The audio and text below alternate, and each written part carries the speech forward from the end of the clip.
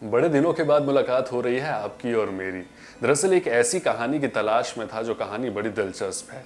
कुछ दिनों पहले राधिका आप्टे को मैंने देखा था किसी पोस्टर में कहीं पर, और पता चला कि राधिका आप्टे एक हॉलीवुड फिल्म में डेब्यू करने जा रही हैं। अब जब इनके किरदार की मैंने खोजबीन की, पता करना शुरू किया, तो जनाब कहानी बड़ी दिलचस्प लगी। तो चलिए आपको सुनाते हैं वही कहानी। नमस्कार, मैं हूँ अभिषेक। स्वागत है आप सभी का हमारे इस चैनल पर। प्रियंका के बाद अब राधिका आप्टे भी हॉलीवुड में डेब्यू करने जा रही हैं। ये फिल्म ब्रिटेन के प्रधानमंत्री रहे विंस्टन चर्चिल की जासूसी सेना पर आधारित होने वाली है। इसी सेना में एक भारतीय जासूस भी थी। इसका नाम नूर इनायत खान। नूर से जर्मन तानाशाह हिटलर की सेना भी खौफ खाने लगी थी। इतनी खौफ कि उन्हें मारने के बाद ही वो चैन की सांस ले पाए थे। नूर इनायत खान का नाम इतिहास में स्वर्णिम अक्षरों में दर्ज है। नूर ने अंतिम वक्त तक फर्ज के साथ ईमानदारी निभाई। नूर इनायत खान मैसूर के महाराजा टीपू सुल्तान की वंशज थी। वही मशहूर टीपू सुल्तान जिन्होंने ब्रिटेन शासन के सामने झुकने से साफ इनकार कर दिया था। नूर के वजूद के इस पहलू को देखते हुए अब ये अंदाजा लगाना तो काफी मुश्किल है कि दूसरे विश्व युद्ध के दौरान वो कैसे एक ब्रिटेनी जासूस बनी होंगी और अपनी मौत के बाद एक वॉर हीरो। मुमकिन है कि कोई ये समझ नहीं पाए कि उन्होंने किस तरीके से अपनी जिंदगी बदली, और हाँ, उनकी जिंदगी के आखिरी बरस किस तरीके से बीते होंगे। ये पूरी कहानी हम आपको बताते हैं। नूर की जिंदगी पर the spy princess the life of Noor Inayat Khan नाम से किताब लिखने वाली श्रावणी बसु कहती हैं कि नूर को संगीत से बेहद लगाव था। वो गाने भी लिखती थी, वो वीणा भी बजाती थी, और उन्होंने बच्चों के लिए कहानियां भी लिखी थी। नूर का जन्म 1914 में मॉस्को में हुआ था, लेकिन उनकी परवरिश फ्रांस में हुई और वो रही ब्रिटेन में थी। उनके अब्बा हिंदुस्तान से थे और सूफी मत को बड़ा मानते थे। उनकी माँ अमेरिकन थी, लेकिन उन्होंने भी बाद में सूफी मत को अपना लिया था पूरी तरीके से।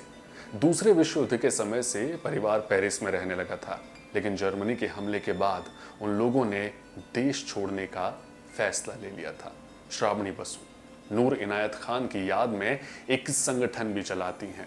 उन्होंने बताया था कि नूर एक वॉलंटियर के तौर पर ब्रिटेन की सेना में शामिल हो गई थी। वो उस देश की मदद करना चाहती थी जिसने उन्हें पूरी तरीके से अपनाया था। उनका मकसद फांसीवाद से लड़ना था। बाद में तो वो एयरफोर्स की सहायक महिला यूनिट में भर्ती भी हो गई थी। दरअसल ये 1940 की बात है। फ्रेंच बोलने में उनकी महारत बड़ी खास थी। स्पेशल ऑपरेशन एग्जीक्यूटिव के सदस्यों का ध्यान इस ओर जरूर गया कि क्या कमाल की फ्रेंच बोलती है लड़के। इस गुप्त संगठन को ब्रिटेन प्रधानमंत्री चर्चिल ने बनाया था, जिनका काम था नाजी विस्तारवाद के दौरान यूरोप में छापामार कार्रवाई को बढ़ावा देना। महज 3 साल के भीतर, यानी कि साल 1943 में, नूर ब्रिटेन सेना की एक सीक्रेट एजेंट बन गई थी। अब नूर एक सूफी थी, इसीलिए वो हिंसा पर यकीन बिल्कुल भी नहीं करती थी, लेकिन उन्हें मालूम था कि इस जंग को अगर लड़ना है तो उसे सब कुछ अपनाना होगा।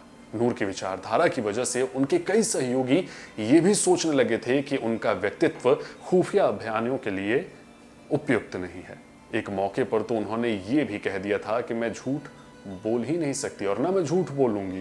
ब्रिटेन के नेशनल आर्काइव्स के दस्तावेजों के मुताबिक इनके बावजूद नूर के अलावा आला अफसरों को लगता था कि उनका किरदार एक दृढ़ इरादे वाली महिला का है। उन्हें जो जिम्मेदारी दी गई वो बहुत ही खतरनाक किस्म की थी। नूर को एक रेडियो ऑपरेटर के तौर पर ट्रेन किया गया था और जून 1943 में उन्हें फ्रांस में भेजा गया। इस तरह अभियान में पकड़े जाने वाले लोगों को हमेशा के लिए बंधक बनाया जाता था। बहुत खतरनाक अभियान रहता था इस तरह का। जर्मन सीक्रेट पुलिस गेस्टापो इसका नाम है, इस इलेक्ट्रॉनिक सिग्नल की पहचान और इसके जो सोर्सेज हैं उसको पकड़ सकती थी। उनकी खतरनाक भूमिका को देखते हुए कई लोग मानते थे कि फ्रांस में वो मुश्किल से 6 हफ्ते या उससे अधिक ज़्यादा जीवित ही नहीं रह पाएंगे। नूर के साथ काम कर रहे दूसरे एजेंटों की जल्द ही पहचान कर ली गई थी। उनमें से ज़्यादातर गिरफ्तार कर लिए गए, लेकिन नूर वहाँ से फरार होने में कामयाब रही थी। इसके बाद भी जर्मन पुलिस की नाक के बीच नूर ने फ्रांस में अपना ऑपरेशन जारी रखा, लेकिन अक्टूबर 1943 में नूर एक धोखे का शिकार हो गई थी। श्रावणी बसु कहती हैं कि उनके किसी सहयोगी की बहन ने जर्मनों के सामने उनका जो सीक्रेट था वो जाहिर कर दिया था। वो लड़की ईर्ष्या का शिकार हो गई थी क्योंकि नूर हसीन थी और हर कोई उन्हें पसंद भी करता था। इसके बाद जर्मन पुलिस ने उन्हें एक अपार्टमेंट से गिरफ्तार कर लिया था, लेकिन नूर ने आसानी से सरेंडर नहीं किया।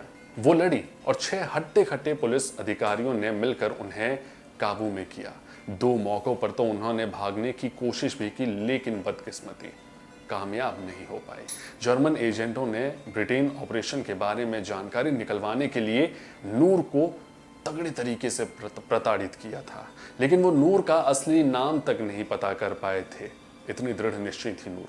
उन्हें कभी नहीं पता लगा कि वो भारतीय मूल की हैं, लेकिन नूर इन सारी चीज़ों के बावजूद अपनी नोटबुक्स को नष्ट नहीं कर पाई और इसीलिए इससे जो जानकारी मिली थी इसके आधार पर जर्मनों ने कुछ ब्रिटेन के एजेंट्स को गिरफ्तार किया। कैदी के रूप में 1 साल गुजारने के बाद उन्हें दक्षिणी जर्मनी के एक यातना शिविर में भेज दिया गया था, जहां उन्हें नए सिरे से बेहद कड़े तरीके से प्रताड़ित किया गया। बाद में नाजियों ने उन्हें 3 अन्य महिला जासूसों के साथ गोली मार दी। मौत के वक्त उनकी उम्र महज 30 साल थी। इस घटना के साक्षियों का कहना है कि मौत के वक्त उन्होंने आज़ादी का नारा दिया था।